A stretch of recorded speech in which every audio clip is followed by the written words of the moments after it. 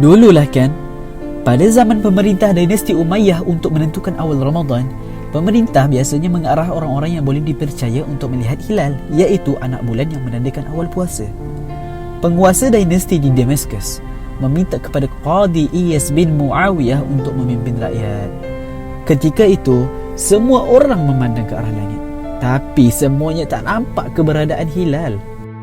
Tiba-tiba ada salah satu orang daripada mereka menjerit, "Laqad ra'aitul hilal." Sungguh aku telah melihat hilal, kata Anas bin Malik radhiyallahu taala anhu sambil menunjukkan ke arahnya. Hakim Qadi Iyas bin Muawiyah yang dikenali cerdas dan adil pun segera mengutus beberapa orang yang handal dan terpercaya untuk memantau bulan di beberapa sudut kota Damaskus. Tapi dari sekian banyak orang yang disuruh melihat bulan, tak ada seorang pun yang dapat melihatnya kecuali Anas bin Malik. Anas bin Malik radhiyallahu taala anhu adalah salah seorang maula pembantu Rasulullah sallallahu alaihi wasallam.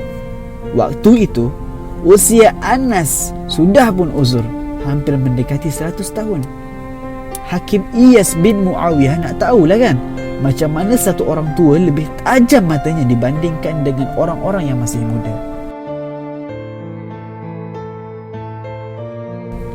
Akhirnya dia pun menemui Anas bin Malik seraya bertanya dalam keadaan sopan, "Uncle, betul ke Uncle ada nampak hilal tadi?" tanya Hakim. "Betul, tak salah lagi."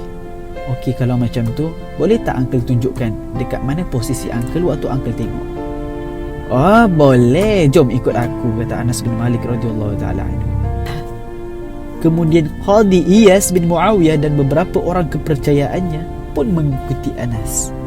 Sesampainya di lokasi ru'yatul hilal, Anas pun mengambil langkah dan lalu mengecilkan matanya.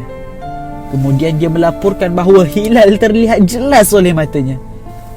Tapi Qadi Iyas dan orang-orang yang ikut menyaksikan tidak melihat hilal sama sekali.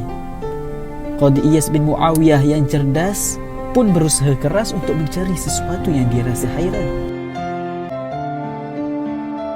"Pelik, kenapa orang setua Anas bin Malik lebih tajam pandangan daripada aku?" Qadi Iyas pun membisik seorang diri. Lalu Qadi Iyas memanggil orang tua tersebut dan mengajaknya untuk sembang santai.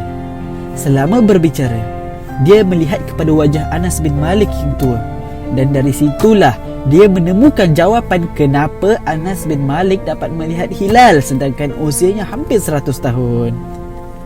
Qadi Iyas melihat ada beberapa helai rambut kening Anas bin Malik yang sudah pun beruban melintas di depan kelopak matanya. Lalu Qadi Iyas pun meminta izin kepada beliau untuk merapikan kening matanya. Setelah itu dia bertanya kepada Anas bin Malik, "Ama tarahul an ya sahib Rasulillah?" "Apakah kau masih melihatnya wahai sahabat Rasulullah?" Anas pun menjawab, "Kalla ma arah, kalla ma arah. Sekarang aku sudah pun tidak dapat melihatnya." Yep, sebab apa Sayyidina Anas dah tak nampak?